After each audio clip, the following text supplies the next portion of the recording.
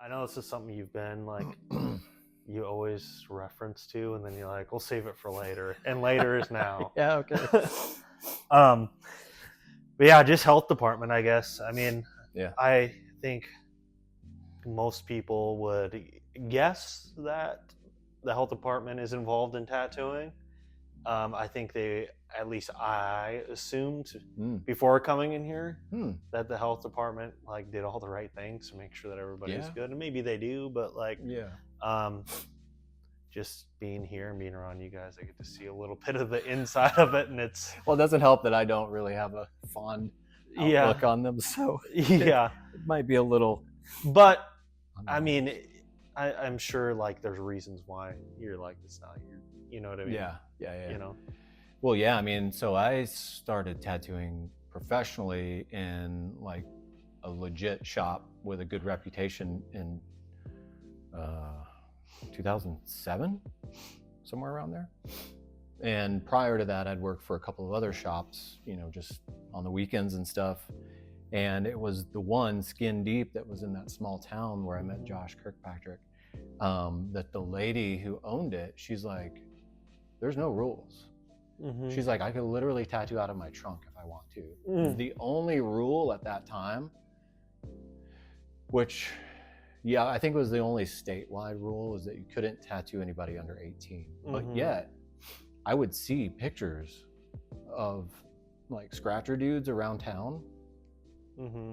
Dude, no lie, like the kid had to have been 10 years old. Oh my God. And he's got this fucking eagle and an American flag, and he's just crying. And I'm like, I mean, this was before AI and all that stuff. So I'm like, what in the hell? That's real. Right. So so that was the then. And then I think it was like maybe 2 years into. So at that time, you could just like open doors to a tattoo shop. That was it. You could just rent a spot, buy a spot, and just open the door. I suppose as long as the town was cool with you being there, you know, the city ordinance or whatever, as long as that all worked, there was nothing as far as health, no inspections, nothing, because they didn't have the language figured out. I think Hennepin County did, like Minneapolis. I think they've always been like kind of on top of that. And I want to say even still today that like their regulations are stronger than the states. Gotcha. So which can happen, which I think is pretty cool. So then, yeah, you know, a couple years after starting at One Life, that's when they're like, okay, now it's going to be state mandated. Gotcha. And so if you were already tattooing, you basically had to prove to the health department that, yeah, I've been doing this for at least 2 years. And what way would you prove that? That's what we didn't know. They didn't know either. So I did things like send in copies of magazines that I'd been in, pictures of trophies that had the date, and then maybe some invoices and stuff. And that worked. Like I got my license after that, but it was from that point on, that's when people had to have an apprenticeship under an experienced tattooer, which that's kind of one of the bullshit line items I want to harp on today is what does that look like? Because again, for me, the point of this podcast is to help educate people, specifically the general public who are going to be receiving a tattoo. So I think if I can show how the sausage is made a little bit, then maybe people will take this information along with like, what does a good tattoo look like? What's that definition? And then maybe be able to be a little bit pickier on who they choose and where they choose to go. So I guess we'll start from the bottom of it. What does the health department do when they come into a tattoo shop, or if you're trying to open one? What's like your original relationship like? Now I'm gonna start bitching.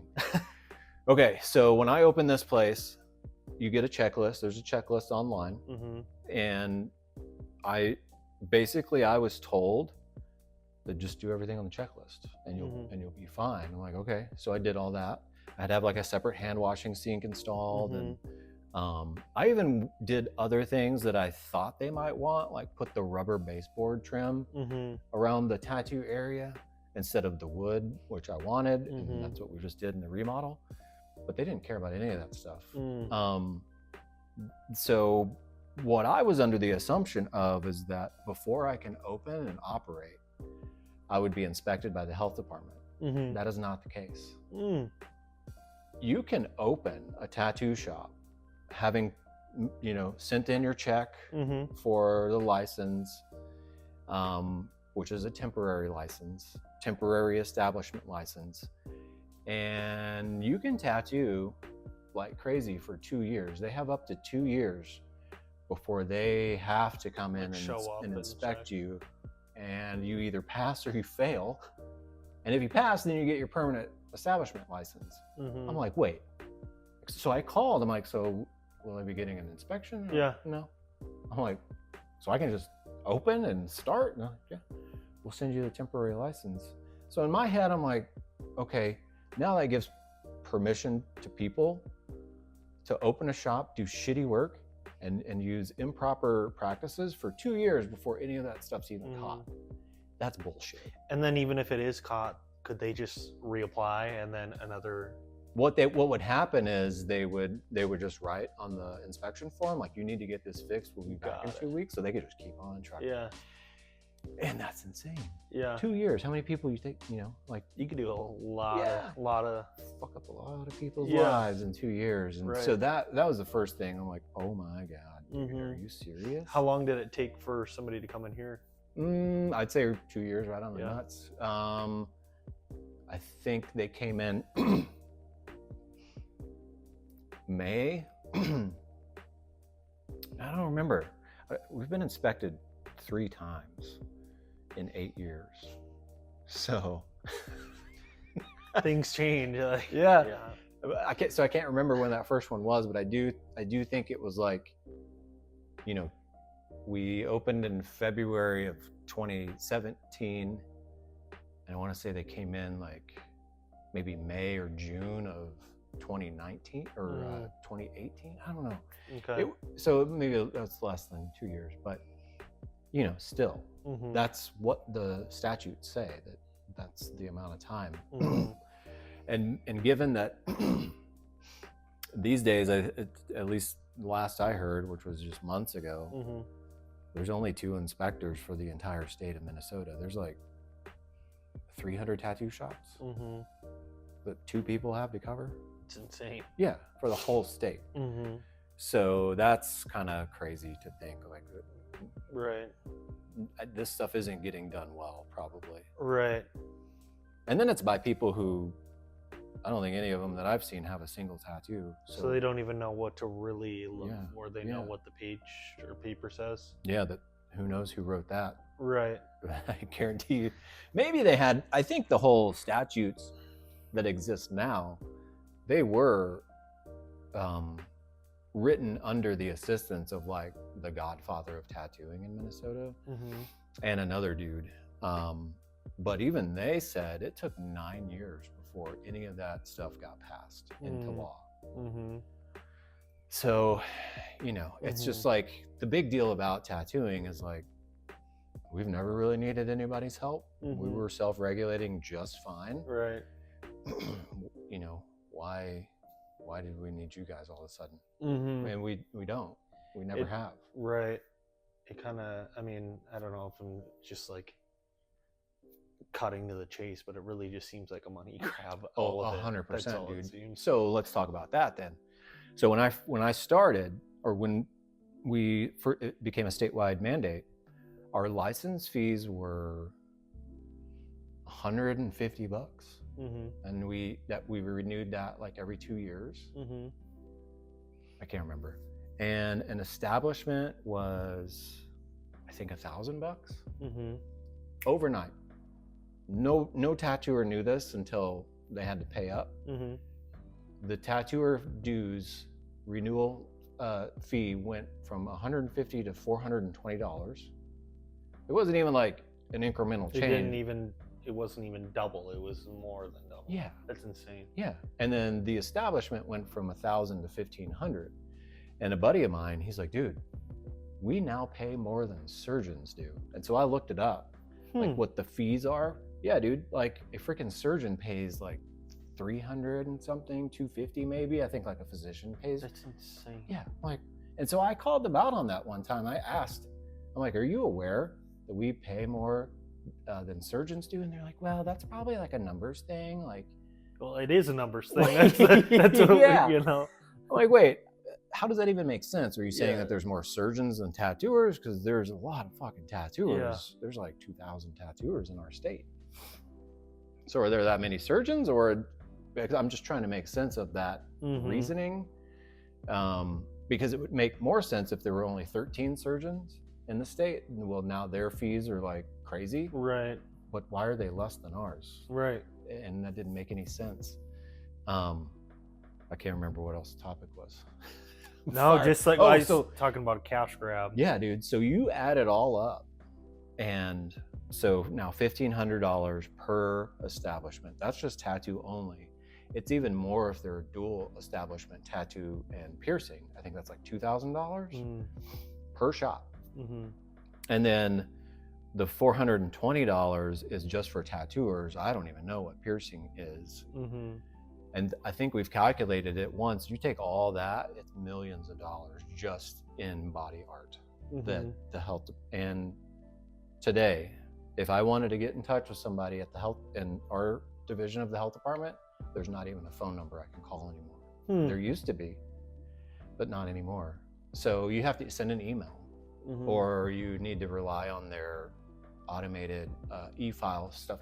So it's like, wait, you make millions of dollars off of us. One, a lot of tattooers are like, where's that? What is that getting us? Because it's not getting shit. Like we can't even call the department. You don't even have somebody who knows anything about the tattoo industry. Coming into the tattoo shop. Exactly. And periodically there'll be like these health department calls that any tattooer or shop owner is invited to jump on. But all they talk about is like introducing their new e-file, e-licensing system. So basically they're getting further and further away from having to do anything. They're creating distance.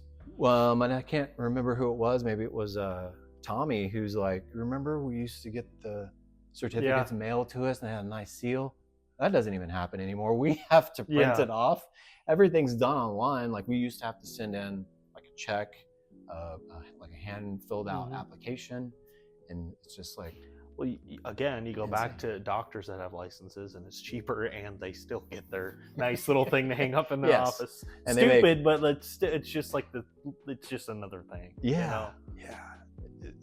So that's just a couple things so far, you know, like that our health, that's how our health department, you know, and we looked it up a minute ago, like who the Minnesota Health Department is. And, you know, blah, blah, blah. It's the state agency responsible for protecting, maintaining, and improving the health of all people in Minnesota. And I don't remember where I read it, but it was like, we're one of the best in the nation. Yeah, okay. Minnesota's public health system is known as one of the best in the nation. And they don't have a phone number. Yeah, compared to who? Because I heard Las Vegas, dude, you got to go take a test. Oh, really? And it's like 1,000 questions or 700 questions. Like, it's not easy to become a tattooer in Vegas. I'm like, that makes sense. I would support that. Because then like it automatically weeds people out. Right.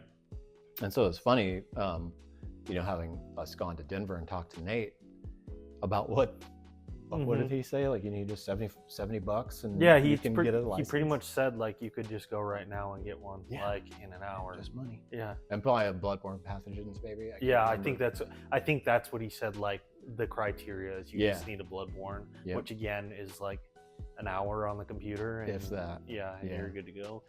Right. And that is what our requirements as tattooers are, is that in order for us to file or resubmit and get our license again renewed, is that we have to take 5 hours of bloodborne pathogen and aseptic technique, you know, education, which is fine. It's good. I haven't seen any of that information change in probably 10 years or better. Now what they're suggesting that we use, it's more tattoo specific. Before it was just for nurses, but it had stuff like hand washing here's what happens if somebody's guts fall out.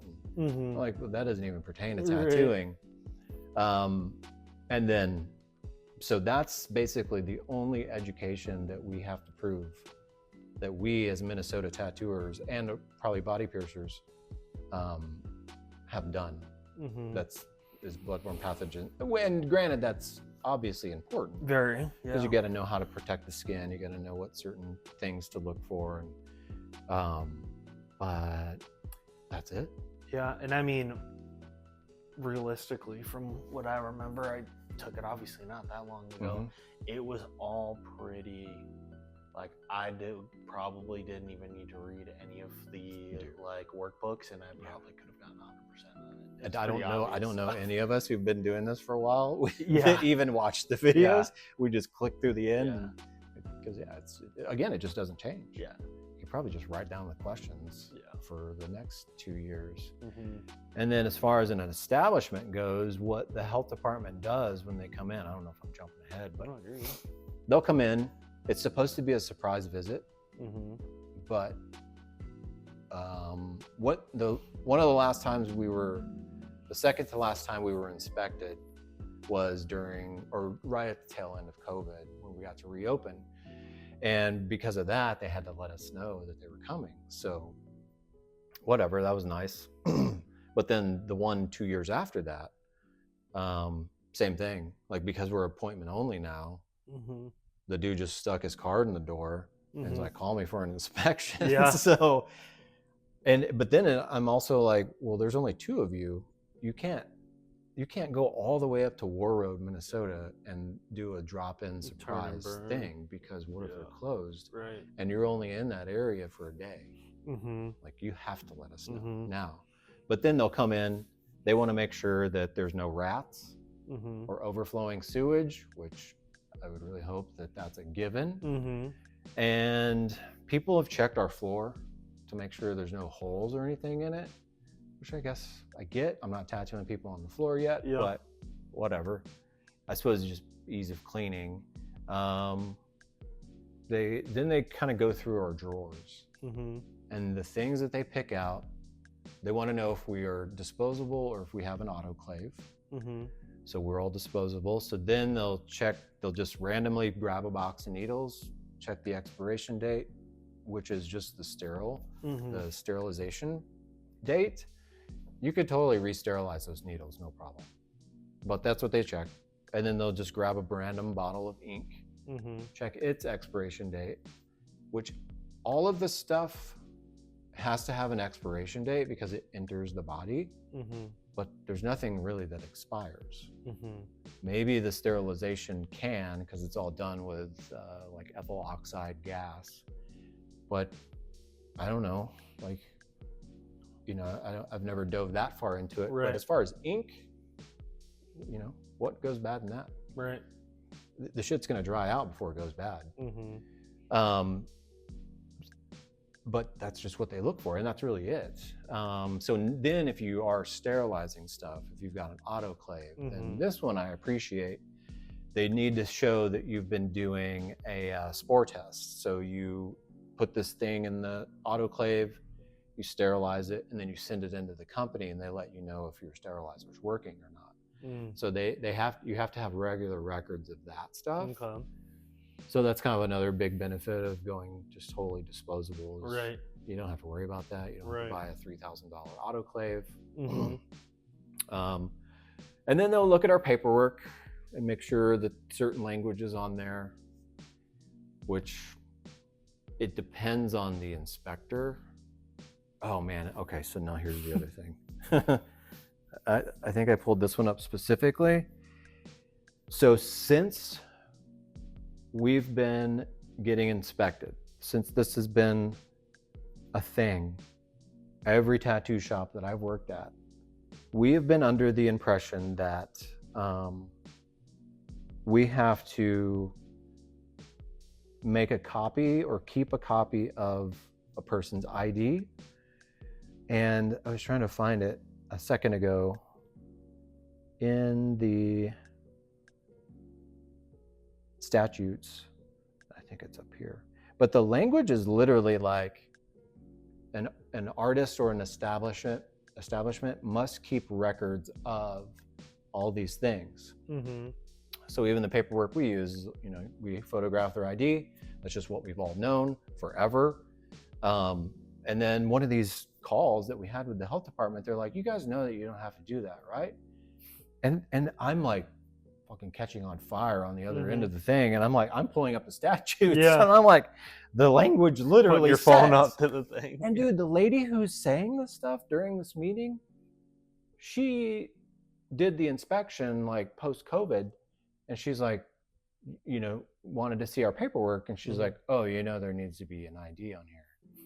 And I'm like, what in the fuck, dude? Do you guys just really not know? Like, who is talking to you about this stuff? Because, and then other artists in that thing were like, no, we're pretty sure you're supposed to do that. And they're like, no, you don't. How are you supposed to be able to rely on somebody who's giving you different, quite literally opposite direct, like exactly, they're setting you up to fail, and you make millions of dollars on us. Yeah, it's crazy. It's almost like they need, like, by county, like this is Senate, so then you develop a relationship with those people, and you know what I mean, and then they potentially learn more about tattooing, and it seems like things would flow. But well, when that lady came to do our inspection, she's like, this is one of the top shops I've ever inspected. She's like, I want to use your shop as a flagship shop to basically compare to, like, they're doing it right. I'm like, cool, great, that was a goal, you know, but now you're like confusing us with this.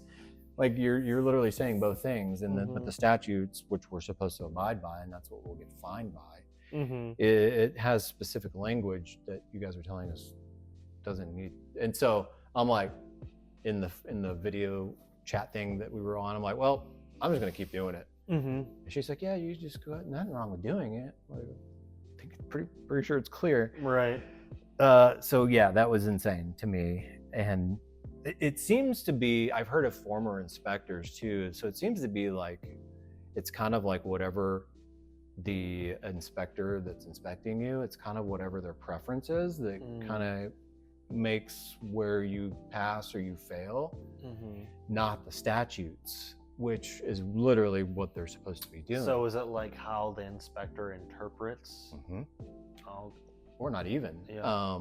For instance, so there's, you know, obviously there were a lot of tattoo shops that were already existing. They were grandfathered into the whole regulation stuff. And so I heard of one shop that had been around for a long time. They got inspected by this dude, and he's like, you need to have a door here. And the owner, good friend of mine, he's like, that's not in the statutes. And the inspector's like, it's a personal favor. And he's like, yeah, dude, that's not in the statutes either. You see, we don't have to do it because it's not written, and they never did it. Another example is when I took my youngest daughter, when she just turned 15, to get pierced by an old buddy of mine. Again, this shop's been around for 20 years, and he's been doing piercing a really long time. We were bitching about the health department, and he's like, when he got inspected, they made him, he couldn't have a doorknob on the door, because so their argument was, well, what happens if there's blood everywhere and then you go and touch the doorknob? I can think of so many ways to avoid, and like, why would there be blood anywhere? That's what's his argument. He's like, first of all, what would I have had to do to this person that there's like blood everywhere? And second of all, obviously I'm going to use common sense to get out the door. Like, I've been doing this for a long time. Or elbow. Anything. But so they had to install like this foot thing. He's like, so we installed it. They re-inspected us, and we've never fucking used it. It's just totally stupid. So, and even a dude that we both know, it was early on in the day of getting inspected. They're like, you know, how do you clean up all the blood on the floor? And he's like, it's never that bad. And they're like, well, you need to mop it up or something. Like, no, it's literally not that bad. So And it's like, let's mop it up. Let's just spread this blood all over the floor. Right. Yes. So so far I don't know that there's been any. I mean, I think the idea is good. Mm-hmm. You know, because I think the big reason why the tattooers who helped enact this was to try to cut down on the scratching, the stuff that was happening outside of established shops. It's one of those things where, like, cowboy tattooing, like, the whole idea is that's sick. It's, you know, that's tattooing, just that's what it came from. But it, just like you said, at the same time, like, if you have nothing, no rules, then it's really the Wild West, and everybody's getting fucked up, and the lines get blurred, and you got to find that yin and yang. But now take that, what you just said, and put it in today. People are still getting fucked up. You know, it's not stopping. We all know that people are going to tattoo out of their house. They're going to tattoo off their kitchen table with no gloves, right next to the ashtray with the cat sitting right next to the ink. And that's just how it is, because everything's way too accessible. Go ahead. I just, like, if the health department's making millions of dollars off of us, then maybe that's what they should focus on, is like how to make this harder. And that's going to be another topic that I want to talk about. I saw a couple weeks ago Instagram or TikTok video or something of this guy with his opening. It's like opening my Amazon tattoo gun, and literally set up on the back of a toilet. And then he's like sitting on the counter tattooing himself. And I'm like, dude, what the? That's common sense, man. Like, but so I mean, really, is it just making equipment unaccessible again? Like, at one point in time, I don't remember who we were talking about, but you were like, I wonder, like, how did you get a machine? Oh yeah, I think it was Adam's mentor. Who was like, how did you get one? I bet you that stuff had to be like, you had to get in with a dude who had a bunch of machines, which they most likely made, or maybe there were only like 4 machine builders at the time, and they were not giving those things away either, I'm sure. Like, you had to know those guys even. And that's probably why so many old timers just know how to build machines these days, which is a good thing to know. I mean, I think before that, you know, I don't know, that controlling the accessibility of equipment, I don't know that that hole can be plugged anymore. What I believe we can do, and this is probably one of the biggest frustrating parts to me, is our bylaws, our statutes need to be worded differently, and that's where it needs to get harder. So what my ideas have been, because currently as it's written, anybody can open a tattoo shop. You do not have to be a licensed tattooer. You can just be a dude who does like landscaping. As long as you got money and you could pass that checklist, you can open a tattoo shop. The people who work there need to be licensed, but the owner, nope, doesn't matter. So that's an issue, I think. Now, if it was like, you know, that could work, but in my belief, my eyes, I would say that if somebody who's not a tattooer is going to open a shop, then there needs to be like the manager is a tattoo artist. So there's got to be some sort of on paper. There has to be a connection to the actual craft. But there's not. And then the other thing. So currently, any of us who fill out an application to be licensed, and this is something that I brought to the health department, was there's no background check necessary. And I'm like, why is that a big deal? Well, there was like a hot minute where like assault charges were being brought against a lot of tattooers. There was even one dude up in Brainerd, I'm sure it's happened down here too, but he assaulted like an undercover cop. And he's in jail. I mean, I think but he's no more for sure. So it's like, why are we not asking those questions? That, have you ever been convicted of specifically something like bodily harm? Right. There's certain crimes that should should be a barrier. And you think about these shops where there's private rooms, where it's only the artist and the client.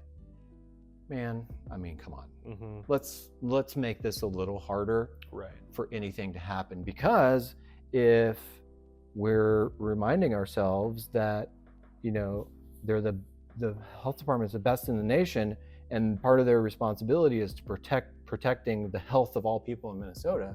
Well, that means your physical health, that means your mental health. And if we're not even asking for a background check for something where people are really, really close together, that's an issue, I think. Because right now, all it asks is, have you ever been convicted of a felony? We're all going to select no.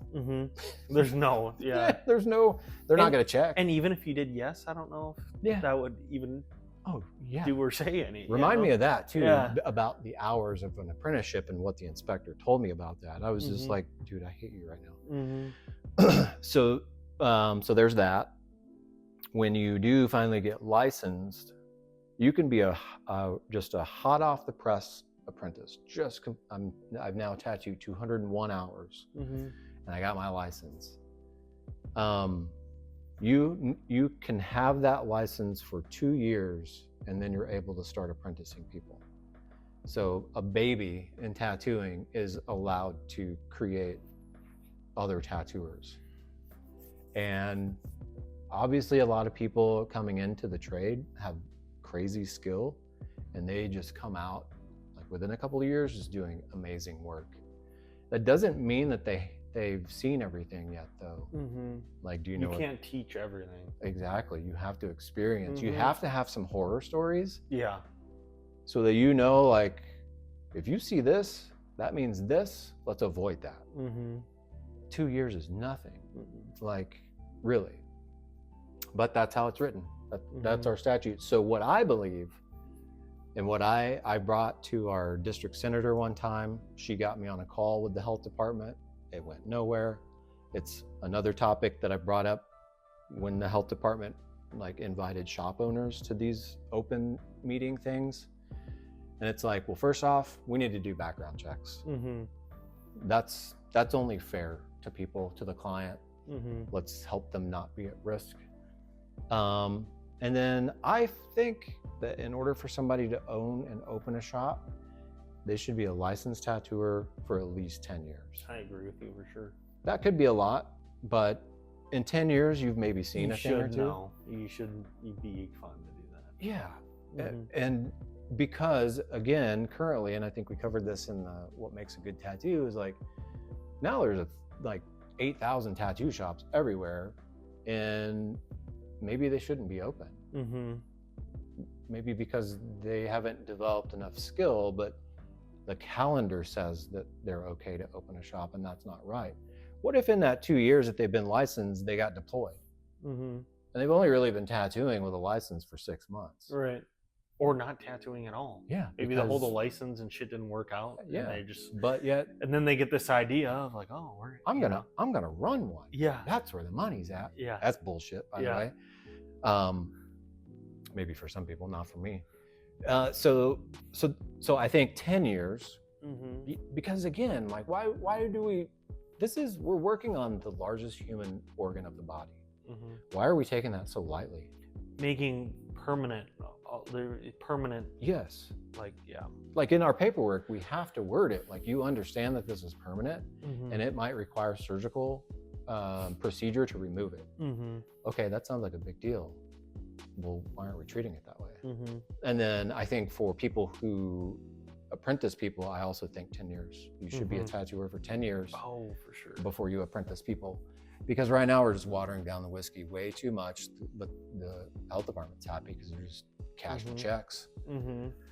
So, I think even like the shop stuff is very important. Obviously, having that time and experience, but I think that or even more to apprentice people, because you're giving, like, if I came in here all theoretical and you've been tattooing for 3 years, and then you told me you'd been tattooing for 20 years, and now everything you tell me, I'm gonna think it's everything you tell me is the truth. It's gospel.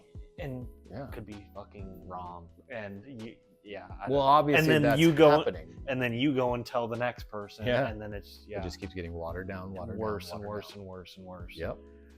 That is literally. And where does the future of tattooing sit when the water is water? Yeah. Well, yeah. When the whiskey's nothing but water. Yeah. I mean, and that's the point of this is like, maybe because they're not doing shit.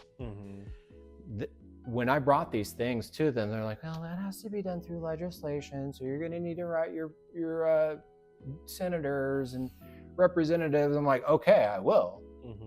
But if it took 9 years before the current regulations went into effect, and those aren't even working, I'm not going to wait another 9 years. I'm going to do what I can. I'm going to go around this thing and try to just educate the public, because they're the ones who are actually the most important in this transaction, and they're supposedly the ones at the health department, is the best at caring for in the nation. Yeah.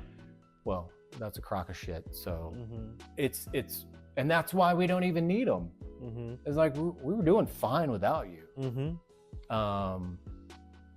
We cared for people without the health department. It's not like there was really anything going wrong.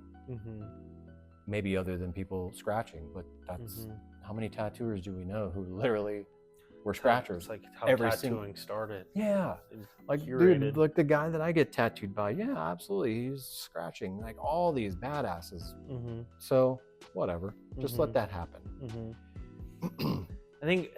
I mean, I don't know, because people are going to keep on doing it. Hopefully, like, time is our friend, where it's like people who are fucking up, maybe they give up or whatever. But then there's always the next person that's doing it. Anyways. Right. Yeah, I mean, that one's, you're not going to get rid of that. But like, just like a tattoo shop, because, we hear all the time, like, oh, I got this done at so-and-so, and maybe the experience was terrible, or their tattoo was terrible, or both. So that's happening by licensed tattooers in licensed facilities. So that's not fixing any problem. Right.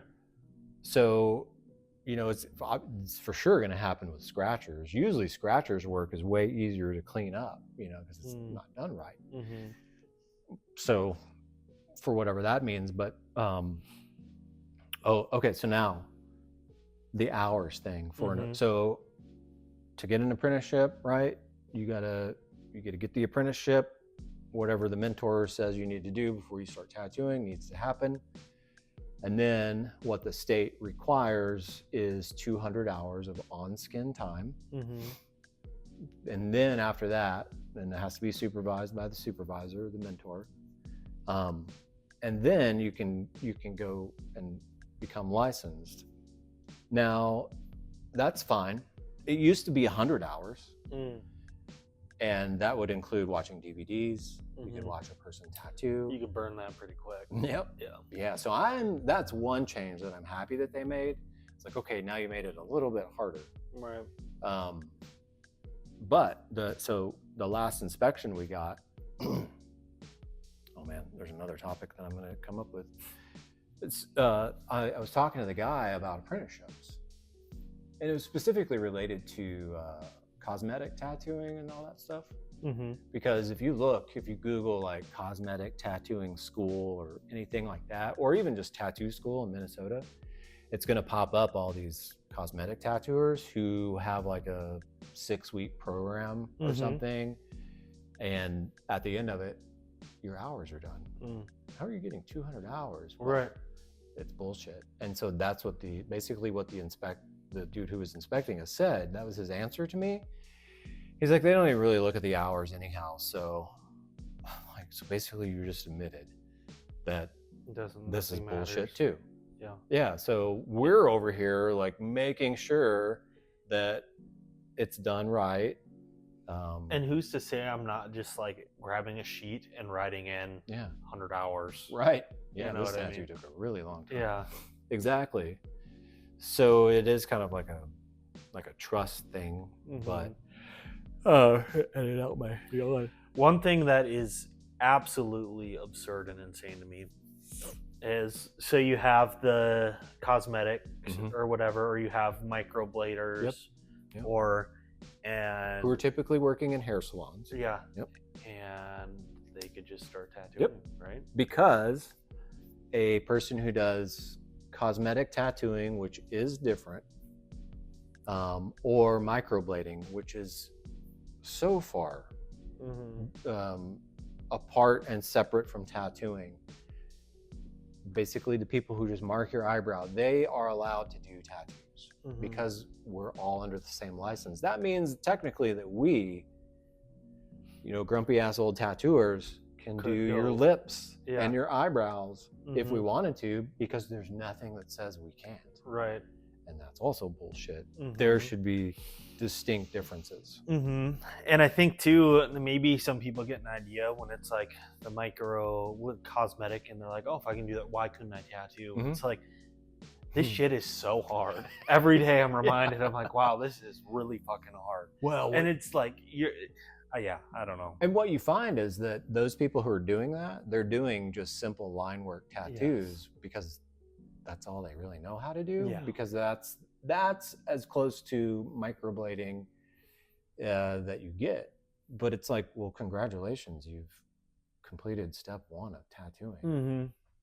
And that's what I think that means, is like, oh, you do just fine line work? That means you were too afraid, or you couldn't learn shading, coloring, blending, all that stuff. So that's just where you stopped. Feeling lost? Down? Out of options? Got questions about tattoos but don't know where to turn? Well, have no fear. The Lady Liberty Tattoo Podcast hotline is here.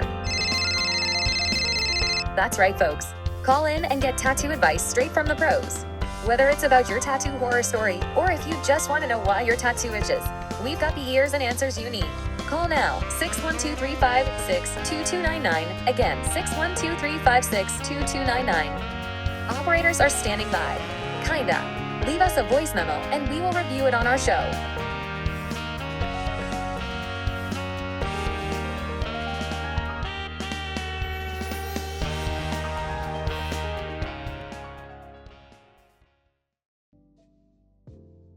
What was the other? Oh, okay. So then, literally in our statutes, it's written that, in order to be licensed, you got to do this. Only licensed people are allowed to do these services: tattoo, piercing, with exception of, and there's a list of the people, whatever you want to call them, professionals who do not have to have a license. They can literally walk into the shop today and start tattooing.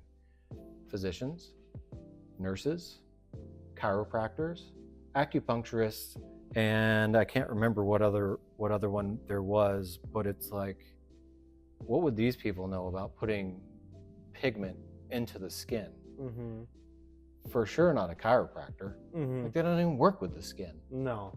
But they're allowed to like come in and tattoo and like not have to be licensed. That's crazy. So I brought that up one time on the internet, and people were kind of arguing with me, like, well, physicians will do it to mark maybe where a person was, whatever, tested for cancer or something. Like, I get that. That's totally different, but that is not It's not the same thing. that's under literally the body art statute. It's not surgical mark. And then it's like, well, okay, fine. Let's take that one off the list as why that's bullshit. Why would a chiropractor? They have no reason to. Or an acupuncturist. Like, that doesn't make any sense. And there's one more that I can't remember, but it's all online. Like, you go to the Minnesota Body Art website and go under our statutes and just read the mess that is. So, yeah, I mean, I guess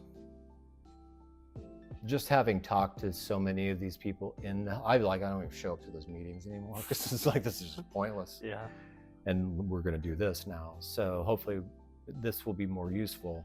The other crazy thing, having sat in on some of those meetings as it relates to piercing, is some piercers were on these calls and they're like, what are you guys doing about tongue splitting? And I just saw that. I was wondering the same thing. I forgot about that. And scarification. And So anybody who has a piercing license can split a tongue. They don't even have to know about it's a literal procedure. Yes. And dude, I've heard like what happens afterwards to a person's mouth and throat. It's insane, dude. Like they should be under like medical supervision because it's insane what happens.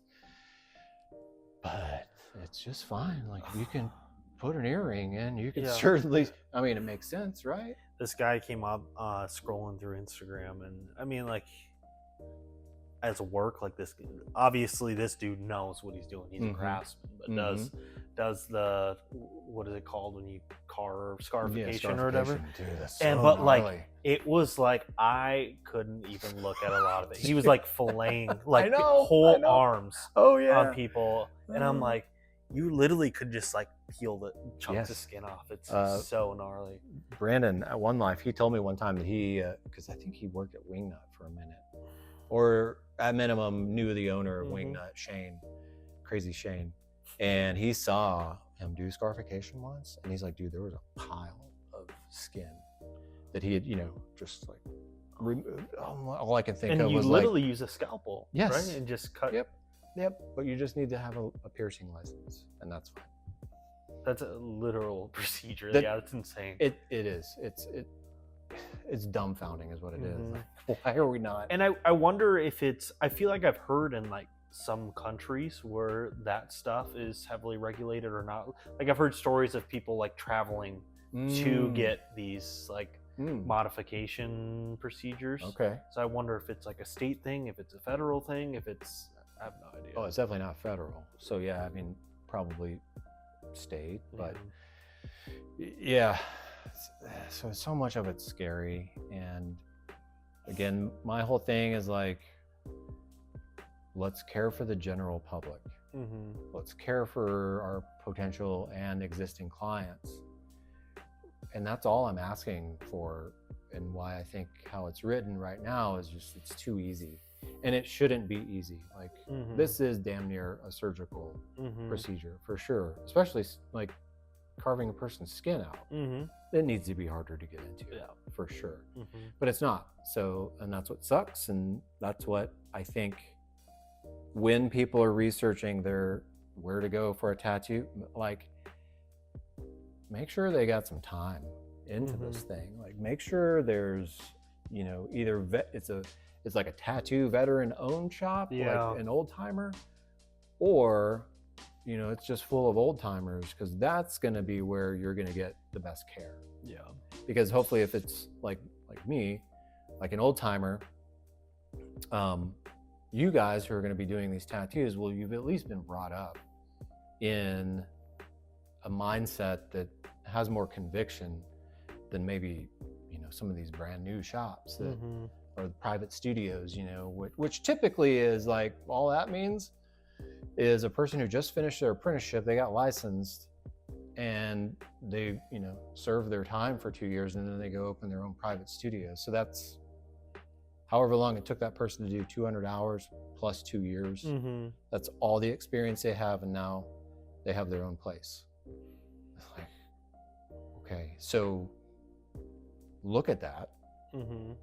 And, or just know what a good tattoo looks like. But then also I've heard like so many people will see a person's portfolio and then the real work does not look like that. And so somehow it's, wool's been pulled over their eyes. I don't know how that's possible, but it happens, I hear.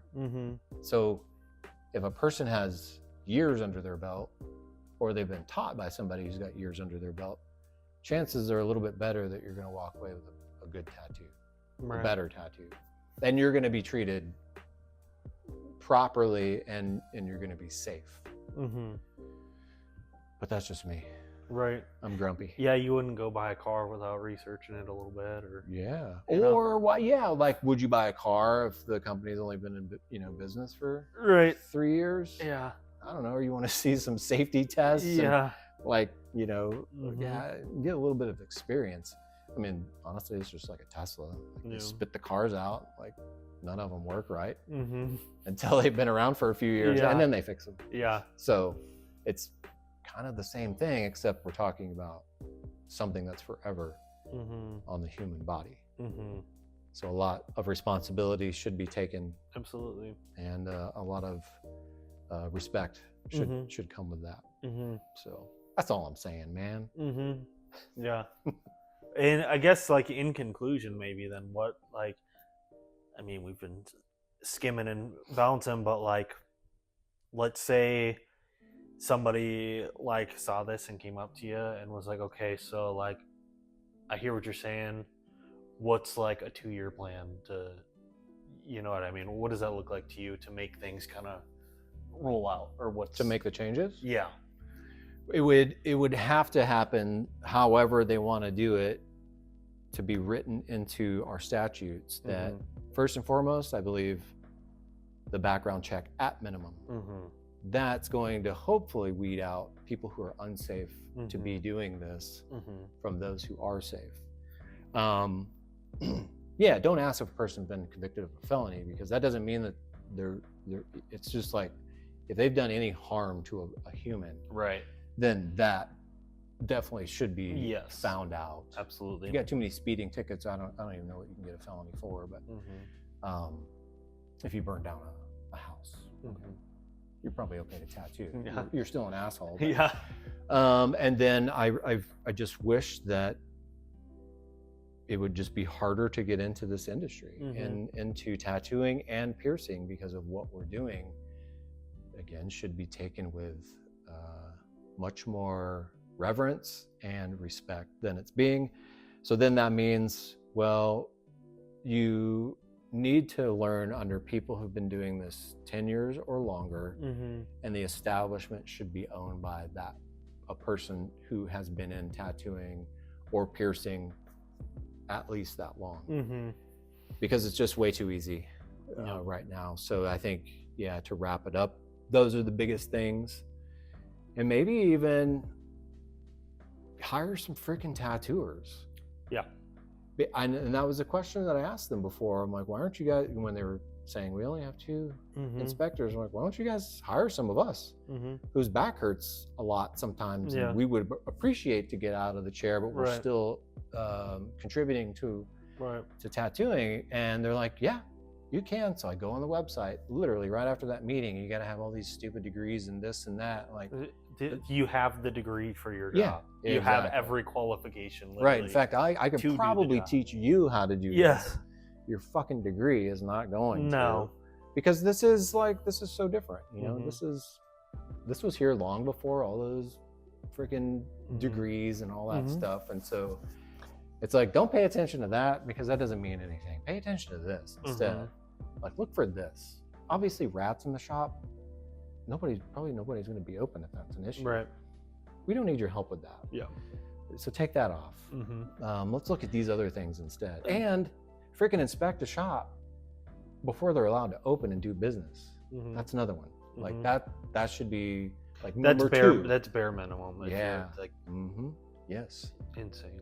Yeah, it is, absolutely. And I mean, obviously, like you said, this trade is giving the government millions of dollars. Like, they have a budget to get some qualified people on. Yeah. If they don't, then Doge needs to come in and give them an audit. So that. Anything else? I mean, those are really good. And again, to me, these are just bare minimum things. Like working in blue collar construction trades, they are doing all these things. Like the people who are doing these are they are electricians. The guy who comes and checks electricians' shit are journeyman master electricians. Yes. Yeah. Thank you. They're already doing it. Why aren't they? Yeah, if you don't know how to build a house, why should you be inspecting a person's house? Yeah, right. Like, it doesn't make sense. Yeah. But hey, I guess that's what happens when the government, and to be honest with you, like if it just all went to shit, I guarantee you a bunch of us would just go underground. We know how to do it. Right. I don't care. Nobody needed them in the first place necessarily. Yeah. Let's just start underground shops then. Yeah. And maybe that's where it's going. I don't know. Maybe it's going to be the old timers and the underground people who are going to be the ones who care. And all these fools who, are just out there doing it because it's cool, Mm-hmm. fine, you guys just have fun. Mm-hmm. It kind of, I mean, that's like, kind of seems like what New York City did back in the day when they made tattooing illegal, and it honestly just like boomed. Yeah, Tattooing, the underground scene was same sick. with Oklahoma. Yeah, I mean, that did not stop people from moving to Oklahoma, because then there was a drought, and then that's where the money's gonna be at, because nobody's doing tattoos there. I'll go do it. Yep. Now you're cornering that market, and I'm sure it's just as watered down now as everywhere else. Yeah, I was listening to or watching this documentary, and they were talking to Mike Perfetto in New York, and he said he was tattooing out of like the back of a salon back in the illegal days in New York, and he said that a cop came in one day, and he's like, "Fuck, we're done for an hour or whatever," and walked in. The cop like walked into the back, went to the shop. He's like, "How you guys doing?" Fine. He's like, "How much for a Jesus piece?" And he goes, "I gave him the best Jesus piece I've ever done," and sent him out the door. Well, it's funny that you bring that up, because that's the other thing. So currently, if you're caught tattooing in Minnesota without a license, it's a $10,000 fine, and you're hit with a misdemeanor. But what that takes is the health department to find out, to then organize with the local community, who then needs to organize with the local police force, and then go bust this person, and then get a warrant or whatever. And I've heard inspectors say, and I've heard cops even say, they're like, "We're not gonna do that shit." They got bigger fish to fry. And so that's just kind of written there to appease somebody. I mean, and so that's what sucks, is because that's written into the statutes, but yet they can come here and find that, maybe we have a tear in one of the chairs on the bottom of the foot rest. We can get fined for that. It's like, wait, but we're the ones who are doing this right. Legitimately. And let's say a police force got a warrant, kicked your door in or whatever, come in and they find tattoo equipment. It's not illegal to own tattoo equipment. Nope. If I wasn't actively tattooing, nice, you found a tattoo gun. It's my cousin's from Texas, bro. Yeah. That's a good point. So it's just bullshit. Stupid. But anyhow. Well, we got it done. Yeah. Got to vent a little bit about it, I'm sure. It's one of my favorite topics to whine about. I really hope, truly, that maybe someone